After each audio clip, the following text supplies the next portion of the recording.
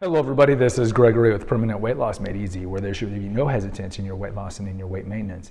Today we're going to talk about maybe a controversial topic, maybe a topic that you'll be offended by, but are fat people damaged people? Now, before we begin, if you need help with weight loss, contact me through the Clarity FM link found here in the episode notes. Most of you guys know I've lost over 100 pounds and I've kept it off for 33 years, so I have some tips, some biohacks that can help you. And also, post a comment if you like. Now, this is in no way, shape, or form meant to insult, malign, or cast aspersions on any obese people. We know that obesity is the biggest it's ever been in human history recorded. We know that 75% of Americans are overweight, meaning they're at least 20% above their BMI. Yes, the BMI is not perfect, but look around. You can look around at pictures from the 1930s, 1950s, majority of Americans, 1970s even, were regular weighted. And now you look around with your own eyes, you can see the majority of people are overweight, especially if you look over the age of, let's say, 40 for sure, but even over the age of 30. So we know it's a problem. Now, are they damaged? Here's the argument I'm going to make. And I just did that episode maybe a week ago about how growing up overweight was probably good for me in the long run. So what's the argument? Are they damaged? I'm not saying are they damaged because of the ridicule, derision, trauma they had. Let's say if you were a childhood obese kid like I was, all the name calling and derision you got. I talk about my personal experience over at the playlist called Confessions of an Obese Child. I'm not talking about that. I'm talking about not any trauma that happened because you were fat.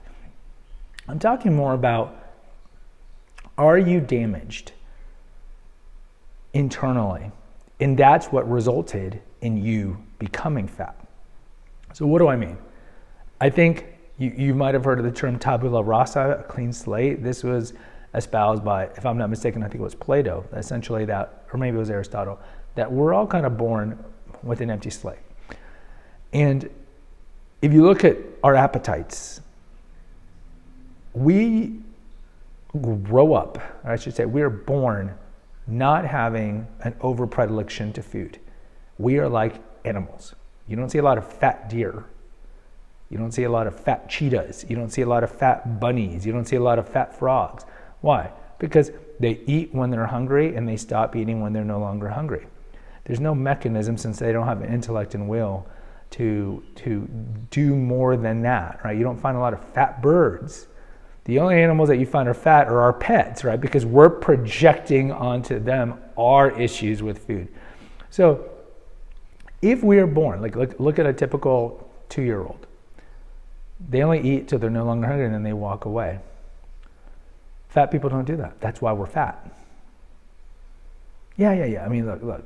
If you're still not in that kind of blame mentality, blame everybody but yourself for your actions, you'll be like, no, I have a glandular problem, I have a metabolic problem. Okay, are there people that have endocrine problems that have led to that, or they're taking medications that have caused that? Sure.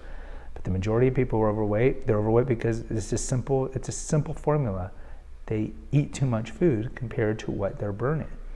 And so they don't eat till they're no longer hungry, they eat to excess to typically numb a pain, soothe something, tune out, and whatnot.